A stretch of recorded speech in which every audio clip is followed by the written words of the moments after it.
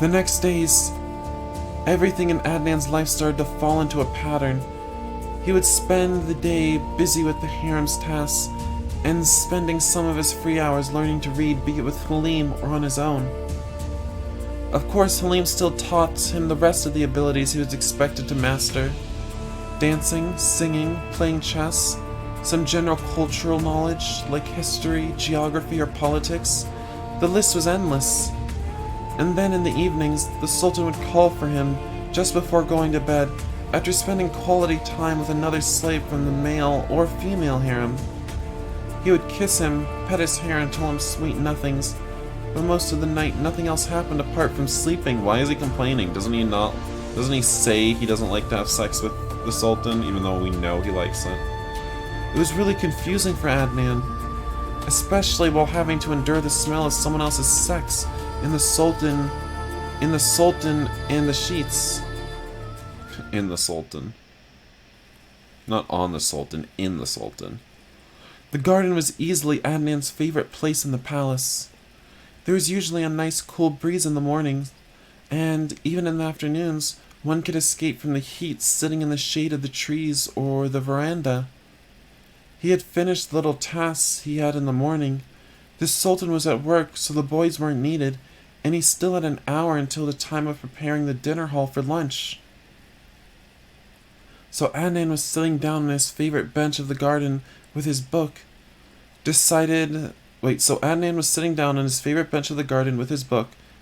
to master his reading skills. Is that English? He had already finished all the short text in the book, but Halim told him to read it again, to win reading speed and comprehension. It's true now that I already know more or less what they say. I can read the words faster, he thought with pride. Well, Halim and he had been at it for months by then. Oh wait, no, just a month, not months. For a month by then, so it was about time we started to see the fruits of his hard work. Oh dear. Slacking off, Adnan.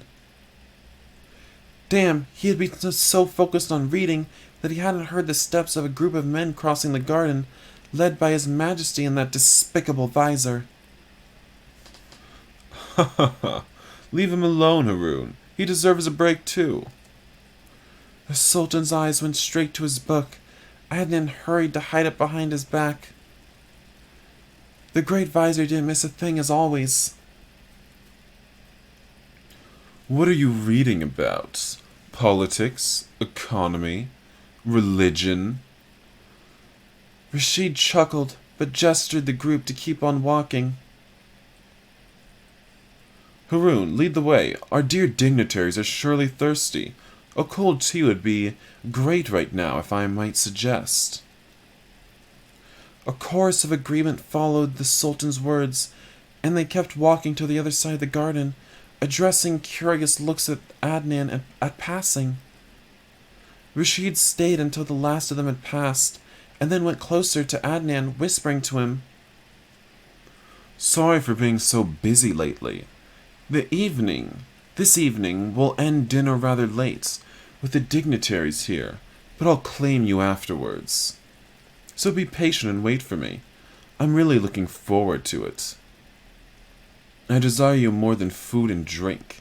My body, my senses, my mind hungers for your taste.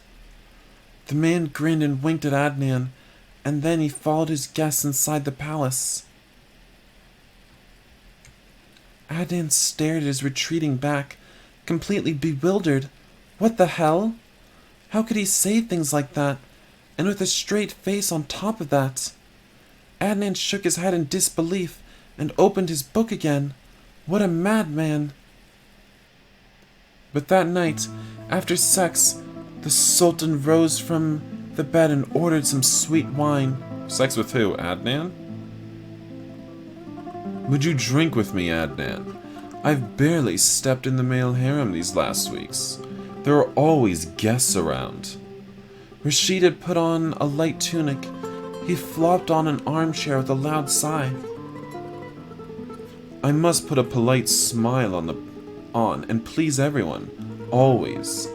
I guess that comes with the position, but it's rather tiresome sometimes. Adnan finished cleaning himself and put his clothes back on, following the example of the Sultan. He sat by his side, pouring only a moderate amount of wine in his glass.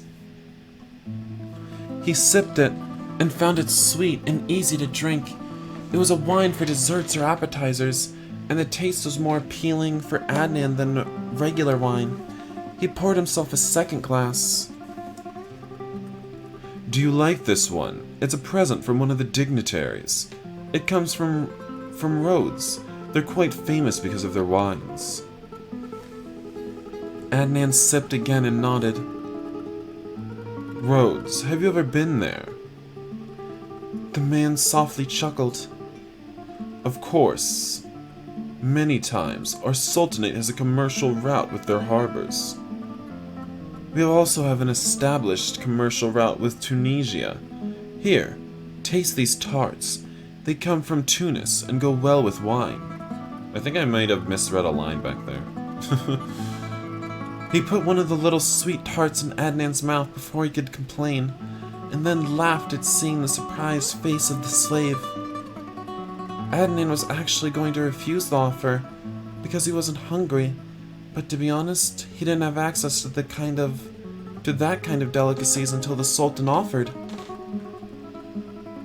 The tart was made of honey and figs, and Adnan realized a sexual activity might have opened his appetite again, because he could easily eat 10 of those tarts right now. Haha, the taste is surprising, right? It's delicious. He made an effort to avoid licking his fingers clean. That would certainly look rude, but he needed more of that taste. I promise I'll bring you some in my next trip. Adnan's heart took a leap at hearing those words. Are you going to travel again soon? The threatening face of the visor appeared in Adnan's mind and made him feel uneasy. Being in the palace without the Sultan by his side, that was dangerous. Those last weeks since Rashid came back from his previous travel had been a haven of peace. The Sultan was reassuringly ever present, even when he wasn't physically in the same room. Adnan could always feel the visor's gaze watching him in person or through a spy, so his chances of escaping were lower now. He kept waiting for his chance, sure, but it wasn't going to be easy. But apart from feeling watched, Adnan didn't fear the visor or what he could do with it to him. As long as Rashid was in the palace, he felt protected. I think so. In some weeks, but I'll try to make it short. Adnan's mood fell. What a disgrace, he thought. To be honest, I'm seriously considering taking you with me. Adnan blinked in disbelief. Don't give me that look. I think I already told you once, right? That way I wouldn't miss you so much. Sweet talk him? Aye, well, why would we mock him? Why would we do that? Adnan rolled his eyes at him, this man and his sappy talk. That would be great. I'm sure I'd enjoy a ship trip with you. Rashid opened his eyes wide as saucers. They look pretty narrowed, actually, still. That really takes me by surprise. Would you really? I would like to show you many things. Have you ever seen a talking bird? A talking bird? He's making fun of me. He thinks I'm so ignorant and gullible that I would believe everything he says. Yes, there are parrots with all the colors in the rainbow, and some of them are able to learn how to say human words, even full sentences. Adnan raised his eyebrow in disbelief. I have seen all kind of parrots in my travels, but none of them can... Oops, that's Adnan. I've seen all kinds of parrots in my travels, but none of them can speak. Because they don't live near the desert. They're found in the jungle. Same with albino tigers. Albino tigers? So, white? How can you tell if it's a tiger if it's white? Haha, because they keep their black stripes. Albino tigers are black and white. Adnan crossed his arms and frowned, not buying a single word. It should have been frowned. You're making it up just to mock me. I swear I'm not. What's the most strange animal you've ever seen? Adnan thought for a long moment. I once saw ants the size of my fists. They live under the sand of the desert. Really? I miss most of the desert fauna when we travel. Adnan tested him. Of course. Of course, you surely travel in your palanquin, well covered by curtains so that the heat doesn't bother you. You must travel on foot, horse, or camel to enjoy of the trip.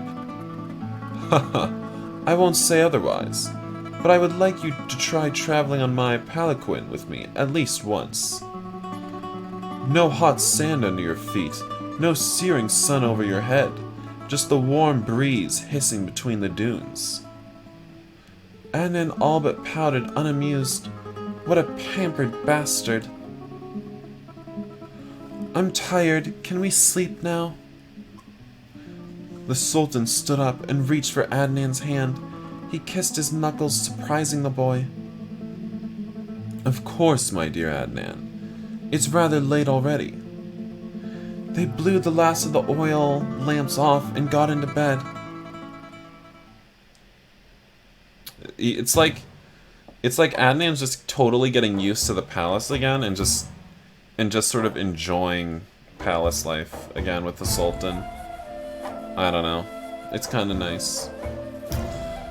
Rashid automatically held Adnan's middle and started petting his hair with a content sigh.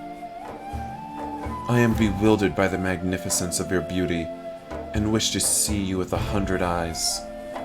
What is he musing him a poem? My heart is burned with a passion and has searched forever for this wondrous beauty that I now behold.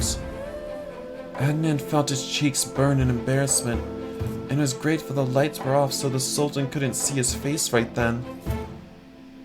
If he's trying to mock me, two can play at this game, he thought. Ha! How can you say such corny things with a straight face, I wonder? Have we heard this track before either? I can't remember hearing this. Rashid chuckled hotly against his ear and gave him a light kiss on the side of his neck. Oh, so you don't like it? What a pity. It's from one of my favorite poets, Rumi. Oh, so he didn't write it himself. That's kind of less attractive. Adnan noticed the amused tone of Rashid's voice and felt dumb all of a sudden. I'm sure we have some volume of his in the library. Maybe you could read it. Who knows? Perhaps you'll even grow to appreciate it. The man kissed his neck again, and some moments later, Adnan could feel his regular, sleeping breathing against his nape. It's impossible to win against the Sultan. He would always make fun of him, rubbing in his face how much he had read and how Adnan was barely able to put some words together. Adnan's last thoughts before falling asleep were, I must find that damn book and wipe off that superior smirk of his. Really? Is that what Adnan's life has become? Like, is that all he does now? He's beyond trying to escape the palace. He just wants to wipe the smirk off Rashid's face. I mean, I guess. But how could he have seen the smirk on Rashid's face if the lights were out? I don't know how he did that. This is so cheesy and dumb. I can't believe His Majesty actually likes this. I bet he was really mocking me. Adnan! Oh, hi Halim. I haven't seen you since breakfast time. What's that book you're reading? Oh, this? Adnan waved the small leather-bound volume and chuckled. He had found a book by that poet the Sultan liked the next morning he mentioned it. It was lying on His Majesty's bedroom on a pile on one of the side tables, so Adnan decided to borrow it. Did he even ask first? It was obviously harder to read than the beginner's book he usually read, but the fact that it was brief and had short lines and many illustrations helped a lot. You need to hear this. It's so ridiculous and sappy. You have breathed new life into me. I have become your sunshine, and also your shadow. He read the lines, exaggerating the comic effect.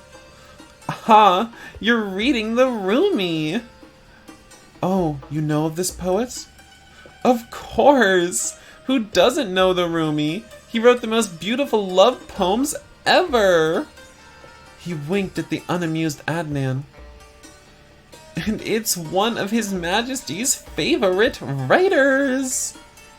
Seriously? I thought he was making fun of me.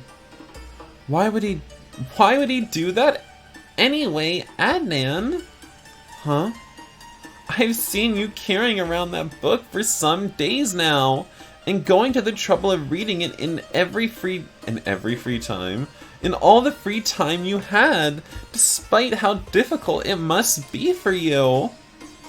What is he insinuating? Adnan thought with a deep frown. But his friend winked at him again and gave an encouraging pat on his back. Enjoy your reading. Well, we'll go to attend to the dining hall soon. Ah, right. Adnan was now on permanent duty of attending to the Sultan's table whenever he ate in the dining hall. That's to say, when there were guests. He didn't have to clean the silver or wait the sick guests anymore. Now that everyone knew that Adnan was always expected to be close by His Majesty's side, he could notice the way the other boys treated him. With respect, with a bit of fear even, because they knew a bad word from him to the Sultan would carry consequences. They were also slightly distant, but as long as Halim was by his side, Adnan was satisfied. He had enough company with him. However, he still felt a bit uncomfortable when the guests talked with him when he waited at the table. I like how Adnan almost seems to feel proud that he's waiting at the main table. He would have scoffed at it like when he first came to the palace, as though it was some great honor, but now he's like, ooh, I'm so important now. Although Halima taught him all he needed to avoid making a fool of himself in front of the rich, cultured merchants and visors from other sultanates, he still got caught with nothing to say, or got lost in the details of the conversation more often than he'd like to admit. Fortunately, Halim was always there, ready to save him from embarrassment, and the Sultan seemed to keep in watch on his conversations with the guests too, because he usually called them whenever the chat went to undesirable paths. What does that mean? When they started hitting on him? Oh, gross. Or bluntly put, when a guest tried to get frisky with him. His Majesty's mood was always ruined when a guest got too close to Adnan. Is that supposed to be truth be told? It definitely is. Truth be told, that was a bit amusing, but Adnan was also glad of being able to avoid being groped or manhandled in any way. And he had enough with putting up with the Sultan sometimes. That book you were reading the other day in the garden, it does look familiar. Adnan stopped the glass from which he was about to drink. He had practically forgotten about that embarrassing moment when the Sultan caught him struggling to decipher the letters of the beginner's book. It's possible that you have seen it before. Possible, but not likely. Oh, isn't it from the palace then? Yes, it is. Helene borrowed it from the nursery in the female harem. A long, awkward silence followed. Adnan realized he might have put Halim in trouble with that statement, and then hurried to fix it. Halim didn't get in touch with the harem, of course.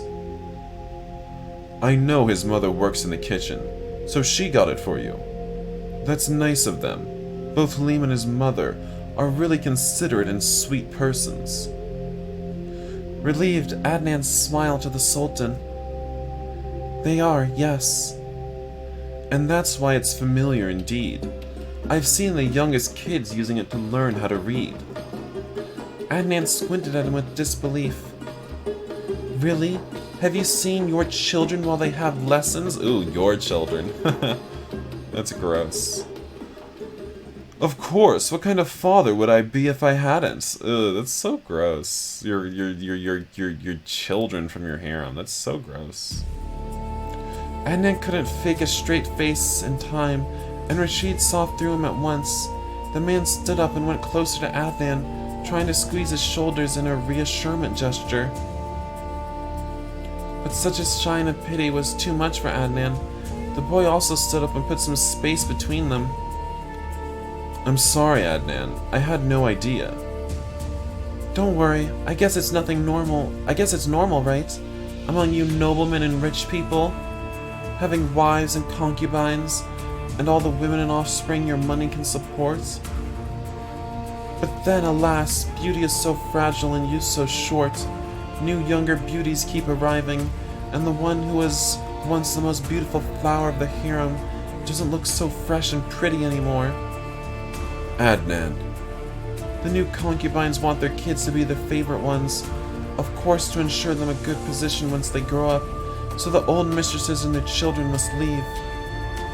The ones who are the most loved, the most favorite now are despised and chased away, all but forgotten. There were unshed tears prickling in the corners of Adnan's eyes, but he couldn't stop talking. The same will happen with those kids you now watch learning to read. They'll end up in the street depending on the charity of the distant relatives or the mosque. And their mothers, you know perfectly well where they will end once you get tired of them. Adnan, please. Rashid grabbed Adnan's shoulders and pulled him to his chest, hugging him tightly. He tells the truth, though. It's not like that. I swear by the Prophet, I'd never kick them out. Adnan's shoulders shook with a sob, and the Sultan petted his head and squeezed his torso harder. My children have the best tutors I've been able to find for them, both boys and girls. Independently of what I feel for their mothers, they will live in the female harem until they're old enough to send them abroad to keep on learning. And when the day arrives, and I'm old enough, the son who turns out to be the most intelligent and gifted of my offspring will inherit the title of the Sultan. The rest will get good positions in the army and the civil service, and the girls will be married into good families with the status of first wife. I promise, Adnan. I'm really sorry if things went like that for your mother and you, but I would never do that. Please, believe me. Adnan was silently weeping. He actually trusted His Majesty. He couldn't remember his own father at all, but he guessed that meant the man never bothered in checking in on him while they still lived together. Would you feel better if you told me what happened with your father? The boy started talking with a trembling voice, interrupted by hiccups now and then. He was a high civil servant in a sultanate at the other side of the desert. When I was very young, 3 or 4 years old, he got infatuated with a new concubine, and as soon as she got pregnant, that woman demanded my father to get rid of my mother and me. We moved to her parents' house, but they were poor and couldn't feed us for long. Soon, she started working in a brothel, the only place that would take a harem woman. When she got sick, we tried to get help from my father and his family, but they refused to even see us. The local mosques took us in, but the doctors were too expensive. She died when I was 6. Oh my dear Adnan. Did you go back to your grandparents' home? Adnan wiped his face with the back of his hand and nodded. For a short while, they were old and fragile, and I was always hungry in the end. I left them and managed by myself. I took odd jobs, traveled with merchants in exchange of serving them, sometimes stole from the market stalls. A sad smile appeared on Rashid's face. Like when they caught you this time. Adnan nodded. They caught me before, more than once, but I always managed to escape before things turned too ugly. Rashid sighed and sat down on the bed, pulling Adnan with him. I'm really sorry, Adnan, for everything that's happened to you. Sorry your mom died. Sorry your dad was a Sorry your dad got rid of your mom and married some new wife. Sorry you went hungry every night. Sorry you got beat up a lot for trying to steal food. Sorry. It's not your fault. Neither is yours. One doesn't choose where they are born. It could have been me. Then I could have been born a sultan, right? That thought brought a smile to his lips. He rubbed his reddened eyes and felt terribly tired, but strangely relaxed. Do you want to sleep now? The boy nodded. The sultan kissed his forehead and smiled again. Adnan, I want to thank you. Me? Why? For telling me this. It makes me happy seeing that you finally trust me enough to tell me something as painful as this. I'm sure you feel better now that you've let it go, right? Adnan smiled fondly at him, making the sultan's making the sultan skip a beat. Actually, yes, a bit. Wow, they're really just getting happy together. They climbed in bed and embraced each other again. Adnan kept his face hidden from the sultan's eyes, bearing it on the man's wide chest. He really is nothing like my father, he thought, relieved. Have you been comparing the sultan to your father this whole time? Have you been having sex with the sultan and being like, he's just like my daddy?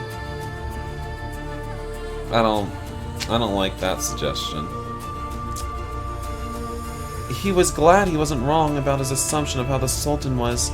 Pampered and self-centered, yes, but a good person at heart. Generous, loving. In fact, now he felt bad for snapping at him. Perhaps he should apologize for taking it out on him. I mean, it seems like we're going for the good ending with the sultan, so let's apologize. I think I'm gonna end this episode here, guys. Thank you for watching. And I'm gonna try to be a little bit more consistent in my uploads from now on. No promises, because I'm a failure. But, see you guys next time. Bye!